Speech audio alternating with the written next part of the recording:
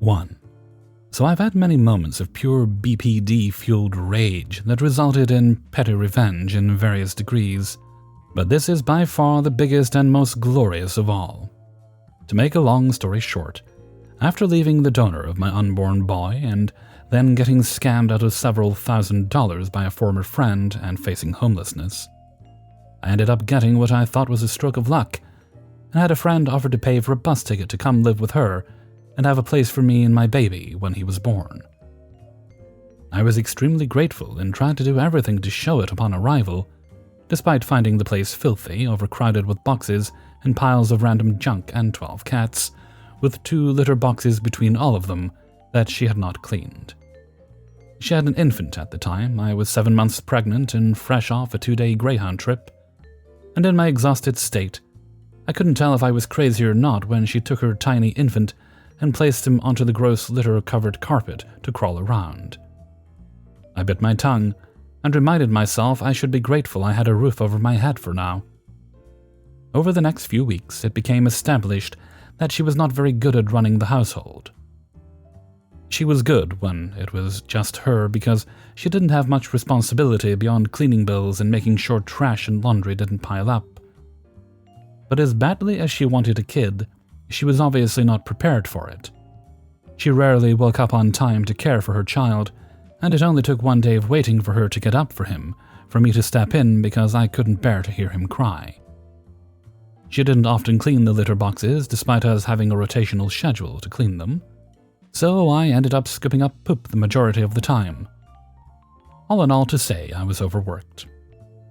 To add to it, she regularly belittled her boyfriend, the dad, to his face and behind his back, accusing him of cheating while cheating herself with multiple other people, eventually roping me into her nonsense as well, and because of my affections for her and more so her kid, I paid for his birthday and helped host less than a week after giving birth, and then also paid for us, her and her son, to move halfway across the country to live near her parents so she could feel more supported.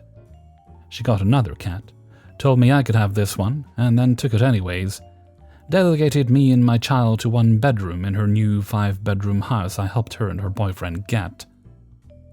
Well, one day, very shortly after we moved, she ended up breaking up with me, and then shortly after announced she wanted me to move out of her house by the end of the year. Instead of waiting, I found the nearest storage facility, called to rent a unit, called a new friend in town, and I moved out the next day to take my son to a shelter. As I was packing, she was screaming and throwing things at me, and I can admit I was taunting her, but she had pushed me so far I felt it was justified.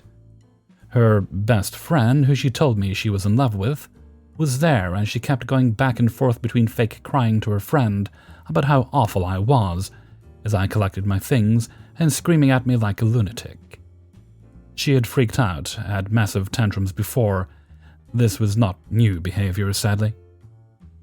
The day I left, she had the audacity to ask if we could still be friends. I told her no. But I sat and I stewed. Hurting me? That's fine. But my son was sick as a newborn, and he was barely 1 at this point. We were in a homeless shelter in a city in which we knew next to no one, thousands of miles from family or good friends. So I decided, since I couldn't get help, I would have to get even. First step was to take the time to call my local animal control and tell them about the 13 unregistered animals being hoarded at a house, and provided pictures I had taken of the animals, litter boxes, on days she was supposed to clean them, and the constantly empty food and water dishes. I had worked like a slave to keep those animals okay, and I knew she wouldn't be able to do it, so I protected them first. Second was to call CPS to report her for the conditions she left her small child in while she slept constantly, also providing evidence I had gathered. That was enough to subside the rage. I felt I had made my point, so I was going to leave it at that. But oh no, her boyfriend had to message me flying off the handle and just generally extremely angry with me and calling me petty. Petty? Oh, baby boy, you haven't seen anything yet. I told him, you want to see petty? I was going to let you two be miserable together, but if you want to set me up after I rightfully beat your bitch-ass woman down, I'll let you in on a little secret. This entire time she's been screaming and ranting at you, accusing you of cheating. She's not only cheated on you before, but she's doing it now with a friend of y'all's, and she's been posting naked pictures of herself on sex websites. Now, I've also taken your relationship away from you because you just didn't know when you'd fucking lost. Peace, and I blocked him. Dunno what happened to her for sure, but judging on how furious he was, I assume it went exactly as one could presume. Can hurt me all you like, I don't give a fuck. But she made my baby homeless in a pandemic. And after everything I did for her, no regrets. 2. This all happened years ago. My then husband had a girlfriend that I knew. She worked next door to him at the way of the sub. I was pretty good friends with everyone that worked there, especially her boss, so after I threw him out for having said girlfriend, I decided to let her know how I felt. I went up to the sandwich shop and found my good friend. While the girlfriend made my sandwich standing right beside her boss, I tearfully told the whole story to the boss, standing next to the girlfriend, making my sandwich. I told every detail except her identity, right down to how upset our kids were and what I thought about people who go after married men, and the married men who cheat and break up their family. Boss lady said all the right things. How could he? What kind of woman is okay with doing that? What she thought of this unnamed woman and so on. The other workers I was friends with chimed in too. The other woman was much disparaged by all. And she couldn't say anything because she didn't want everyone to know it was her. And you know what? I got the sandwich for free too. 3 days later, I threw him out. I took his check card from his wallet in secret. The next morning, his direct deposit went through. I got online and transferred all but 1 cent to an account he wasn't on. I had kids to feed and rent to pay. After that, I stopped paying the bills that were in his name. When it got cut off, I would open another in his name, still legally married at the time, and never pay that either. Thousands of dollars. When he tried a few years later to get utilities in his name, he couldn't. When he tried cable, he had to pay with fees about $2,000, plus a $500 deposit. I completely ruined his credit and put him several thousands in debt. When my daughter was little, she would suck on her fingers instead of a passy or thumb. When she was 3, I told her dad we were getting a divorce. I objected to his having a girlfriend. Anyway, stress equals finger sucking. I have ultrasound pics of her doing it. I'd almost broke of it at age 4, was working with her doc and family therapist, as that was during the divorce. Then her now stepmother decided to take things into her own hands. Without talking to me or her dad first, without consulting a doctor or doing research, she just decided to slap her hand out of her mouth and spank her. That upset me somewhat. But I decided to be the bigger person by talking calmly to her dad at his house, instead of ripping her head off. To be clear, my priority was comforting my daughter and getting her settled. Making legal arrangements to ensure she didn't have to go anywhere near them if she didn't want to, calling my lawyer, and making sure that her grandma was available to take them for a special treat, so I could go talk to him about the new custody agreement and restraining order. I did not go to his house till after the ice cream dinner we had, and Grandma had all the kids at the movie theater for the night. I also called my mother-in-law, who was equally as pissed, and absolutely had my back. She told me she would back me up for a restraining order. She decided that she was going to join the conversation. I was not okay seeing her. She got offended. So she said I needed to leave because what happened at their house was none of my business. My ex turned sheet white, shut up, and backed away with his hands up. The man did know me well. I told her to go away, the grown-ups were talking, she was 19 at the time, and what happens to my kids is always my business. She said I needed to accept that what happens in their family is never my business. Ex turned green at this point. Little background on me. I was a cheerleader for years. I am also classically trained in opera, as a Wagnerian soprano. If you don't know what that means, this is what Wikipedia says. Wagnerian sopranos have an exceptionally big voice that can assert itself over a large orchestra of more than 80 or even 100 pieces. These voices are substantial, often denser in tone, extremely powerful, and ideally, evenly balanced throughout the vocal registers. I have cut through a 100-piece orchestra before. I know how to be very loud and project clearly. So I use my cheerleader, opera singer voice at this point. See, they lived in a mill-town neighborhood, lots of houses close together. I wanted the next thing I said to be heard. I succeeded. So I yelled, doing an excellent job supporting my voice to make it really loud. "Oh yeah, bitch? Well, you need to stop fucking my husband." You see, he and I were still legally married. The next thing we heard was the sound of about 20 front doors opening as people came out to watch. You can guess the rest of the conversation we had. Well, I had. It involved me calling my mother-in-law to loudly, on speakerphone, tell her what happened. Her telling me she was on my side if I wanted a restraining order.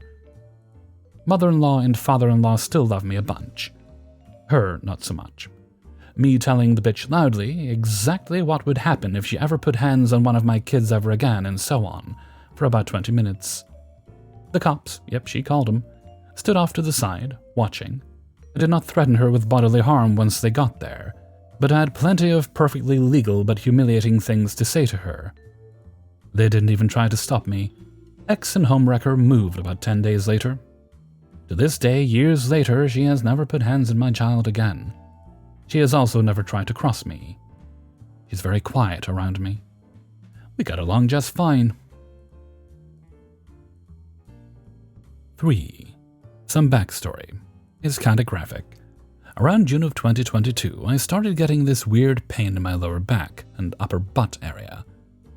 Kinda right where the seam of your cheeks are. I thought it was because I tend to slouch in my gaming chair and sit on my tailbone. I shouldn't, bad posture, I know.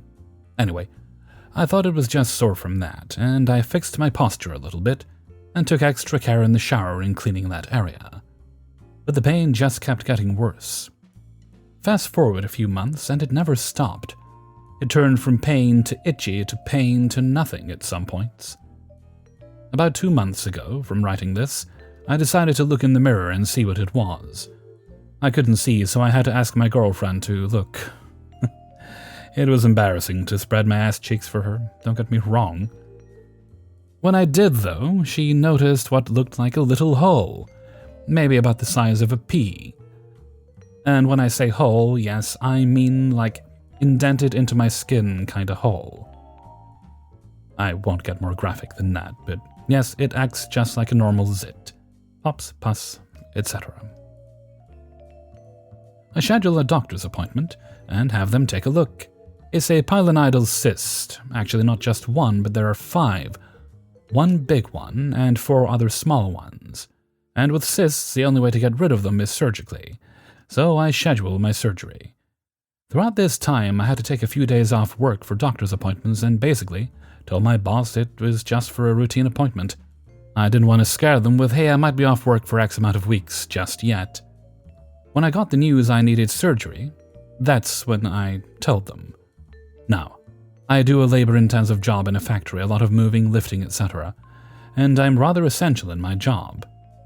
I know how to do everything there, and it will suck losing me for 2 weeks. For whatever reason, my boss doesn't believe that I have anything wrong with me, and thinks I'm just trying to get out of work, because yeah, who doesn't love 2 weeks of unpaid vacation time? Cue malicious compliance. I get home that day and take my clothes off. I put my phone on the bathroom counter on a timer, turn around and spread my cheeks. The camera click sound goes. You can probably see where this is going. I upload the picture to my computer and print it off, in black and white of course, and place it into a square manila folder. Keep in mind you can't see much below where I wanted him to see, because I'm not trying to get fired for anything. I cropped around where I needed to. The next day, I bring in the folder, which also has my letter of recommendation from my doctor for surgery, my surgery, and, at the very back, the last picture he will see is in all its glory, my hairy white ass. My boss avoided me for a while after I showed him the pictures. However, since then, he has actually not said a word about it. and is treating me great. My surgery went well. I'm at home recovering. I was only nervous because I hate needles, IV needle, but it went smooth. My nurse was awesome. 4. A few months ago, I met one of the biggest tour managers for some of the biggest music artists, Bill. We met through Chad, an event promoter who has screwed up on hospitality with a VIP artist, and asked me to handle the makeup for it, seeing as I work in luxury hospitality. I agreed to help and asked for nothing in return. This isn't the first time I've vouched for them when an artist is upset with their screw-ups. I've always had a crush on Chad, but he pays me no attention. I've never asked to be on a guest list, as I want to support Chad's business and promotions company. I've been a loyal supporter for years. Bill and I end up getting along fabulously, and have become pretty good friends. Bill says I've got guest list for life. I see a show coming up by Chad's company. Bill tells me he knows the artist manager and will have my friend and I on the list. It worked out well, since I had waited to get cheaper tier tickets and I couldn't stay all night. I've been assured I'm on the list. I have seen screenshots that I am on it. I get to the venue, and nope, not on the list. I ask them to reach out to Chad because Bill is in another time zone in another country, and I can't call him. I call Chad, and his number 2, who is my typical point of contact. No answers from anyone. I end up paying for tickets for me and my friend on top of $40 for parking, $100 total. I tell Bill the next day, and he is pissed. I never hear anything back from Chad. Chad's number 2 tells me the next day I was on the list, but they didn't get the full list until after I arrived. I tell him how much I had to shell out for a night that was supposed to be only parking, and he says, "We lost money in that show, and you expect your money back?" I tell Bill about this, and he is even more livid. He tells me he will handle Dumb and Dumber. The next show by Chad is by far the biggest artist in the music genre. Bill's client as well. Bill decides to come out and visit me for a few days before the show. He lets Chad know 3 of my friends and I are all to be VIP guests. Chad tells Bill he's not comfortable with that many people backstage. Bill expresses very politely that he doesn't give a shit, and he is the man in charge of the guest list for the artist. Obviously, there isn't any problems getting in this time. I literally roll in with the artist's team. Fabulous night. Bill gives Chad a stern talking to about his treatment of me and says I'm to be treated as one of his artists going forward. This show was in November. The artist was getting ready to have one of his biggest shows ever this month in another country. I convinced Chad to get his passport and come to the country for the show. Bill put him on the most basic guest list with meh tickets, and tells me Chad needs a wake-up call and will get him backstage after he comes to say hello. Neither Bill or I had heard from Chad since November, and suddenly he's posting on social media he had been invited to this show and making it seem like he got the invite because of his awesomeness, and not because I asked him to be given the invite. Chad sends me a sad face about the lack of VIP tickets once at the show. I send him a sad face back. I tell him to come find me and say hello. I have backstage passes for him and his friends, but I don't tell him. He never comes to say hi, to me or Bill. No thank you for getting me in at least, and then leaves early. I should offer him some water. I think he's a little salty. 5. I had a problem neighbor for so many years. He'd terrorized the area. He was a drug addict and dealer, which is his business, but don't make it my issue. Thus, we always had unsavory people popping up, breaking into houses and cars, stealing packages, etc. I know it's to do with him because he had previously admitted that it was his friends doing it, and I've seen CCTV from other neighbors showing his friends damaging cars, etc. He's stolen bank cards that came in the mail, makes the most obnoxious amount of noise that wakes me up, and his friends, fiends, almost always ring my bell in the dead of night around 2 or 3 a.m. I've shouted at them so many times and have argued with him too. My neighbor has also been in prison multiple times for various things, including very serious crimes. So he would do well to keep his head low as a free man, you'd think. We live in a house converted into apartments. where there are 4 apartments and a main downstairs area to walk through and where the mail goes. He always leaves the main door open, which I'd ask him not to, so his friends can come and go. Sometimes they'd kick the door down and trash the area. Whenever I'd get a package and I wasn't home, the shitty couriers would leave the package unattended in the front garden or the main area outside my door, despite me instructing them not to. My package would be stolen by my neighbors and his friends in seconds. This went on for years, and when confronted, he'd deny it, but I knew it was him. The other 2 apartments are old people who I'm friendly with who also dislike him. The issue is I never had any proof. I once called the police after he wrote a note to me apologizing for his friend stealing my package, but that went nowhere. This time I wasn't going to let my over £250 worth of stolen packages go amiss. I put up a camera in the main area. I saved the boxes from some other packages and placed an apple and some plastic bags in there for weight. Set them outside, and within 5 minutes they were stolen by his friends who hadn't seen the camera. Gotcha. I called the police, who commended me on my setup skills, and they came over, but by the time they did, the guy had left the building, with packed bags that were definitely filled with drugs to sell. They told me to look out for him. A few weeks later, I get a call from the police about it. I also tell them I'm absolutely certain he sells Class A drugs and has been terrorizing the area. They tell me they'd pay me a visit. 5 days go by, and at 7 a.m. I get a call from the same officer asking me to open the door quickly and quietly. I do, and she tells me to go inside, but not before I see about 15 plainclothes officers hiding behind a wall. I look through the peephole, and they all storm inside, boot down his door and arrest everyone inside. It was basically a crack house, as well as seize boxes of drugs. This was all caught on the camera I'd bought, so I sent the footage to the landlord. The police also get in touch with the landlord, and thus my neighbor is evicted on top of it. This was a month ago. None of his mail has been picked up. I'm getting a lot of joy out of this. Moral of the story, keep your hands to yourself. Hey everybody, Hellfreezer here, and thank you very much for listening to Revenge is Ice Cream, episode 249. And thank you very much to everybody who allowed me to use their stories in this video. Before you go, please do poke the like button, I would appreciate it. Okay, I don't think, as there's no other business, we'll move right along to Hellfreezer's question of the day. Today's question is: what is a phenomena that's cropped up in recent years that you're kind of confused by the reason and motivation for it, but it's really doing nobody any harm? I'll give you an example. At one point, it may still be happening, there were people essentially making tree cozies. Not tea, tree. They were knitting covers out of wool and putting them on trees.